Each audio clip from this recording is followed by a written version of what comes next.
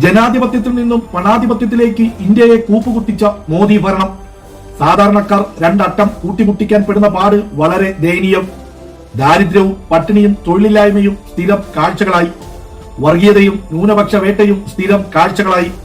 എന്തിനേയും വിലയ്ക്ക് വാങ്ങാൻ ഇലക്ട്രൽ ബോണ്ട് എന്ന മറിമായം വഴി വാങ്ങിക്കൂട്ടിയ കോടികൾ കീശയിൽ. അക്ഷരാർത്ഥത്തിൽ ഇന്ത്യയുടെ മാറിടം വർഗീയ കോമരങ്ങളുടെ കേളി സ്ഥലമായി. സാധാരണക്കാരൻ ബീഫ് കഴിച്ചാൽ കുറ്റം, കൈവശം വെച്ചാലും കുറ്റം.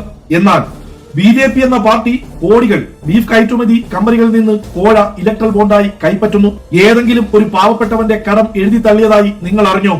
എന്നാൽ കോടീശ്വരന്മാർ ബാങ്കുകളിൽ നിന്നും മുക്കിയ കോടികൾ മോദി ഭരണകൂടം എഴുതി തള്ളി. രാജ്യത്ത് മനുഷ്യർ തമ്മിൽ കണ്ടാൽ അറിയാതാക്കിയ സംഘപരിവാർ എങ്ങും ന്യൂനപക്ഷങ്ങളെ വേട്ടയാടുന്നത് സ്ഥിരം കാഴ്ചയായി. ശിലകൾ കൊണ്ട് ക്ഷേത്രങ്ങളും പ്രതിമകളും നിർമ്മിക്കുന്ന തിരക്കിൽ പട്ടിണിക്കോലങ്ങളുടെ കാര്യം മറന്നുപോയ ഒരു ഇന്ത്യൻ ഭരണകൂടം. നാം സ്വപ്നം കണ്ട ഇന്ത്യയെ വീണ്ടെടുക്കാൻ, നെറുകേടിന്റെ പര്യായമായ സംഘപരിവാറിനെ ഈ മണ്ണിൽ നിന്നും തുടച്ചു നീക്കാൻ ഇടതുപക്ഷത്തോടൊപ്പം നിന്ന് ഇടതുപക്ഷ സ്ഥാനാർത്ഥികൾക്ക് നിങ്ങളുടെ ഒരു വോട്ട്. ഇടതുപക്ഷമുണ്ടെങ്കിലേ ഇന്ത്യയുള്ളൂ എന്ന് മനസ്സിലാക്കി ഇടതുപക്ഷ സ്ഥാനാർത്ഥികൾക്ക് വോട്ട് നൽകി അവരെ വിജയിപ്പിക്കുക.